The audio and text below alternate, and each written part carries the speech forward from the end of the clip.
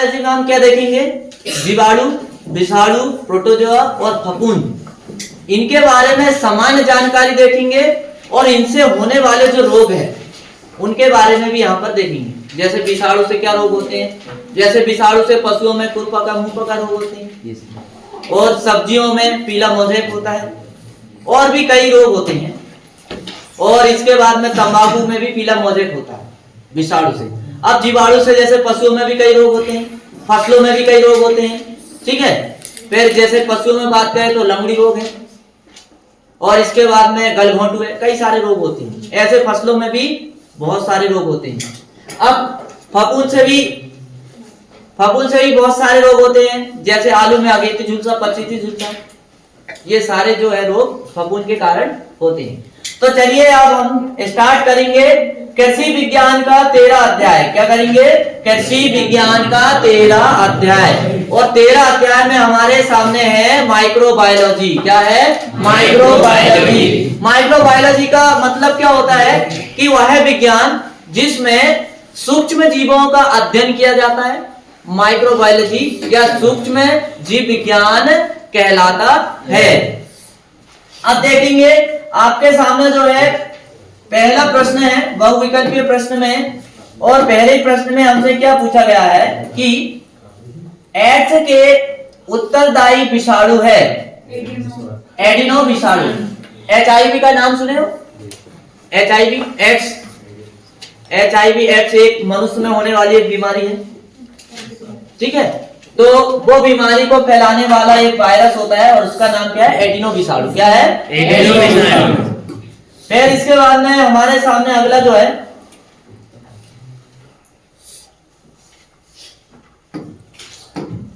और अगला क्या पूछा गया है कि कार्बनिक पदार्थों का विच्छेदन करने वाले सूक्ष्म जीव हैं एक्टिनोमाइसीटी। क्या है? एक्टिनोमाइसीटी। कार्बनिक पदार्थ का मतलब ये होता है कि जो फसलों के अवशेष है या पेड़ पौधों की पत्तियां है ना, या वनस्पतिक जो भी खाद्य पदार्थ है, भूसा है, चारा है, इन सबको सड़ाने का काम कौन करता है?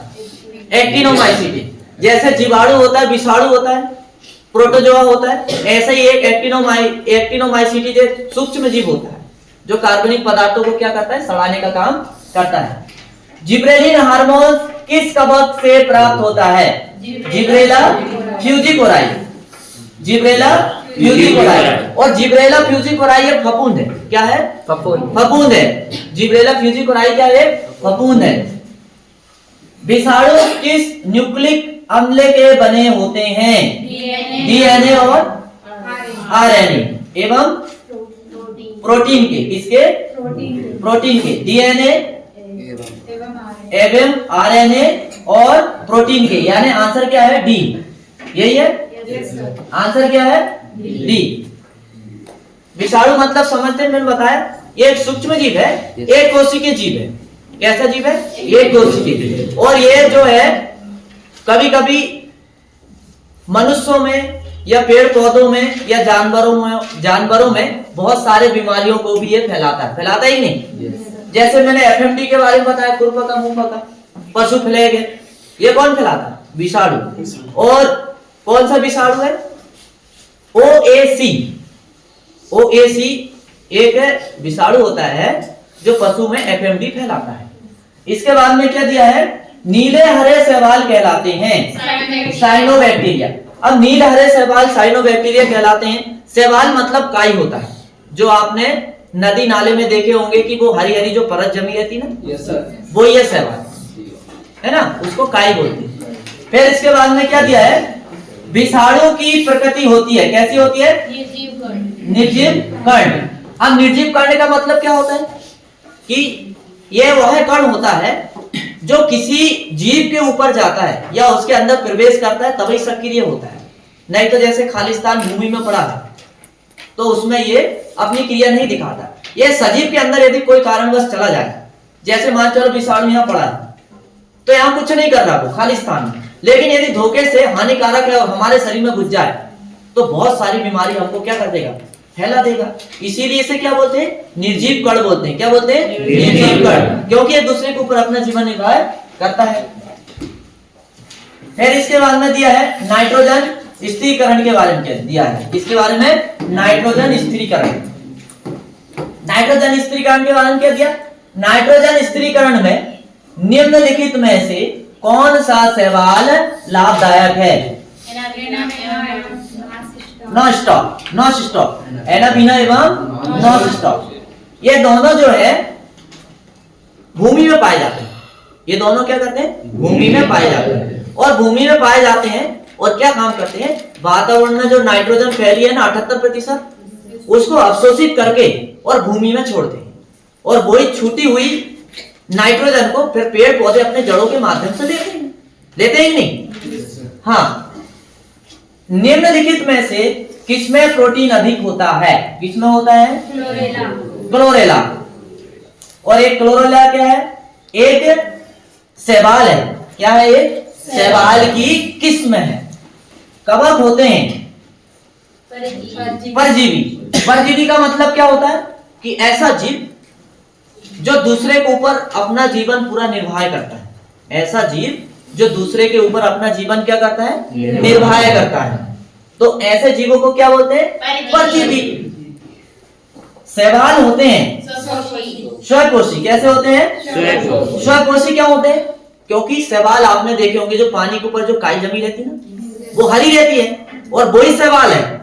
अब वो हरा होने के कारण उसमें क्लोरोफिल होता है और क्लोरोफिल होने के कारण प्रकाश संश्लेषण की क्रिया करता है और अपना भोजन खुद बनाता है। और जब जो जीव अपना भोजन खुद बना रहा है, खुद अपने लिए भोजन तैयार कर रहा है, तो ऐसे जीव को क्या कहते हैं? स्वयंपोषी। कहेंगे ना स्वयंपोषी। फिर इसके बाद में क्या दिया है? अगर पदार्थ किस शैवाल से प्राप्त होता है?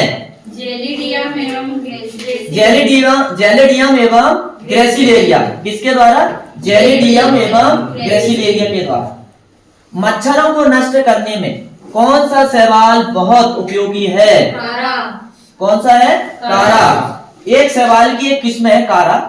यदि इसका उपयोग यदि हम घर के आउटसाइड करें, जहां पानी भरा रहता है टाँके में, तो आउटसाइड मच्छर को ये पैदा नहीं होने देता है। ठीक है। फिर इसके बाद में हमारे सामने दिया मनुष्य के बारे में। मनुष्य के बारे में क्या दिया है? रोग। मनुष्य में पेचिश किसके द्वारा होता है? Anti amoeba histolytica. किसके द्वारा? Anti amoeba histolytica. अब पेचिश मतलब क्या होता है? उल्टी दस्त। क्या होता है? उल्टी दस्त, है ना, लूज मोशन बोलते हैं जिसे, वो इसी के कारण होता है। फिर इसके बाद में क्या दिया? पोलियो होने का कारण। पोलियो कौन फैलाता है? विषाणु। कौन फैलाता है? विषाणु।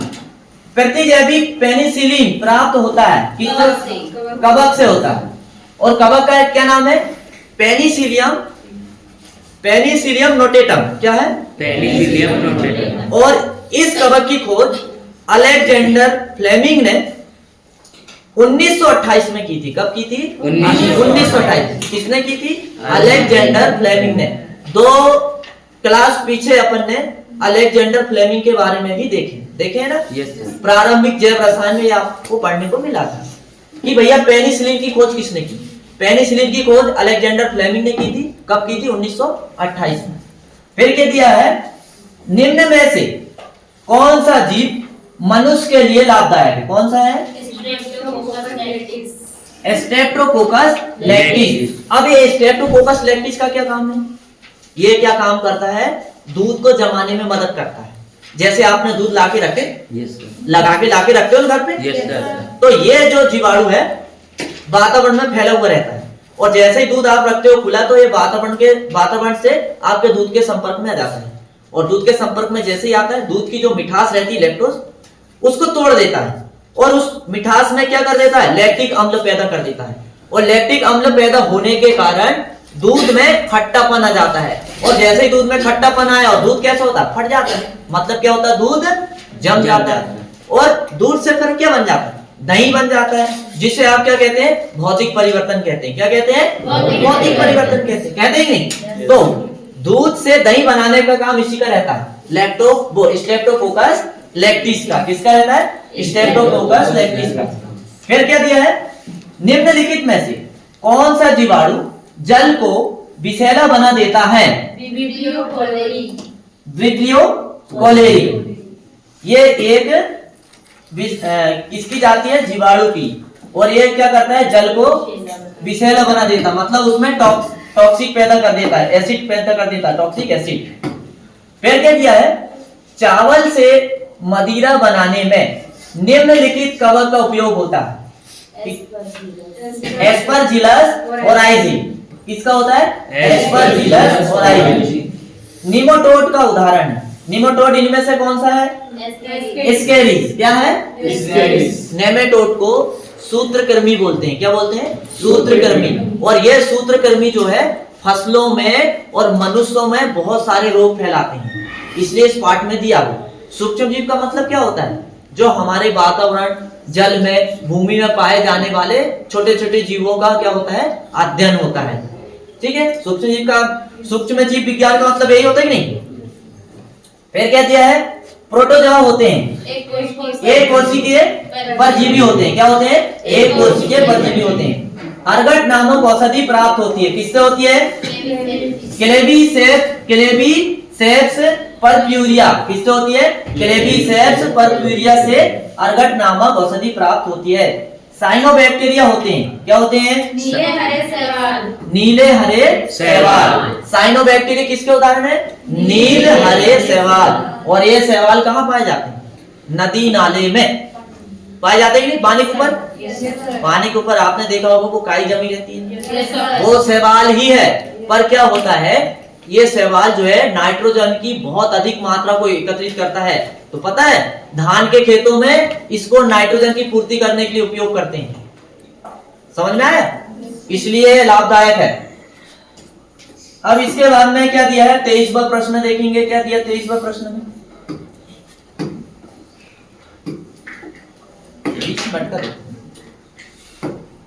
कितने? वह जीवाणु जो वायुमंडल नाइट्रोजन को स्थिर करने का कार्य करते हैं, एजोटोबैक्टर। अब देखो इसमें भी दो चीज है, एक तो होते हैं राइजोबियम और दूसरे होते हैं क्या? एजोटोबैक्टर। राइजोबियम कहां पर पाया जाता है? जो दाल वाली फसल रहती ना, दाल वाली फसल, जैसे चने का पौधा आप देखते हो तो उसकी ऐसी जड़ रहती है। ऐसी ये जड़ फैली रहती है, ऐसी बहुत सारी, देखो ऐसी जड़। Yes sir. तो ऐसी जड़ फैली रहती ना, उसमें देखना ऐसी बिंदी बिंदी आपको मिलेगी ऐसी बिंदी बिंदी। Yes sir. ये बिंदी में क्या रहता है? जीवाणु रहता है। क्या रहता है? जीवाणु। और वो जीवाणु क्या काम करता है? वायुमंडल की नाइट्रोजन को अवशोषित करता है। और इस जो इनको क्या बोलते हैं? नूडल बोलते हैं। क्या बोलते हैं? नूडल, है ना। और इनमें जो रहता है दलहनी फसलों की जड़ों में, वो उसका नाम क्या है? राइजोबियम। क्या नाम है? राइजोबियम। लेकिन यहाँ पर एजोटोबैक्टर की बात हुई। किसकी बात हुई? एजोटोबैक्टर। तो राइजोबियम भी नाइट्रोजन एकत्रित करता है, लेकिन दाल वाली फसलों और बिना दाल वाली फसलों में, मतलब जो ग्रेमनी कुल की फसलें है ना, उसमें नाइट्रोजन को एकत्रित करने का काम कौन करता है? एजोटोबैक्टर। कौन करता है? एजोटोबैक्टर। दोनों चीज समझ में आई? Yes sir. अब इसके बाद में क्या दिया है? विषाणु का अनुवांशिक पदार्थ होता है डीएनए या आरएनए। डीएनए या आरएनए। दही बनाने में कौन सा जीवाणु भाग लेता है? लैक्टोबैसिलस तथा स्ट्रेप्टोकोकस लैक्टिस। देखो ये यदि आपको समझना है कि कौन सा जीवाणु पाया जाता है दूध में, तो जो एसिड लैक्टिस लिखा है ना, ये लैक्टिस शर्करा किसमें पाई जाती है? दूध में पाई जाती है। किसमें पाई जाती? दूध में। यदि जिस भी जीवाणु के पीछे लैक्टिस लगा है तो आप समझ लेना वही दूध को जमाने वाला जीवाणु, ऐसा भी आप समझ सकते हो। समझ गए? पेनिसिलिन औषधि प्राप्त की जाती है पेनिसिलियम सिट्रिनम। किससे? पेनिसिलियम सिट्रिनम से। गलत है ना, जबकि पेनिसिलियम नोटेटम से प्राप्त होती है। किससे होती है? पेनिसिलियम नोटेटम से। पेनिसिलियम नोटेटम नामक कवक से। और इसकी खोज कब हुई थी? 1928 में। कब हुई थी? 1928। अब इसके बाद में क्या दिया? जिब्रेला के बारे में दिया। क्या दिया भाई जिब्रेला के बारे में? क्या? जिब्रेला फ्यूजिकोराई से प्राप्त होता है। क्या प्राप्त होता है? जिब्रेलिन। और ये जिब्रेला फ्यूजिकोराई क्या है? जिब्रेला फ्यूजिकोराई एक फफूंद है और इस फफूंद से ये हार्मोन्स प्राप्त होता है। इस फफूंद से क्या होता है? ये हार्मोन्स प्राप्त होता है और उस हार्मोन्स का नाम है जिब्रेलिन। उस हार्मोन्स का क्या नाम है? जिब्रेलिन।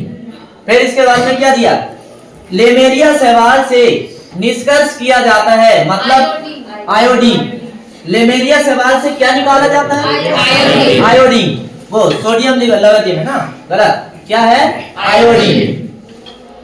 कुष्ठ रोग होता है किससे? Mycobacterium leprae. Mycobacterium leprae. और एक कुष्ठ रोग को इंग्लिश में क्या बोलते हैं? Leprae disease. क्या बोलते हैं? Leprae disease. तो देखो यहाँ लेप्री लगा है, तो आपको बिल्कुल समझ में आएगा कि ये जो माइक्रोबैक्टीरियम लेप्री जो है ये किसका जीवाणु है? कुष्ठ रोग का। किसका है? ऐसा भी आप समझ सकते हो। विषाणु की खोज किसने की? आइबेनो बस्की ने की। किसने की? आइबेनो बस्की ने की।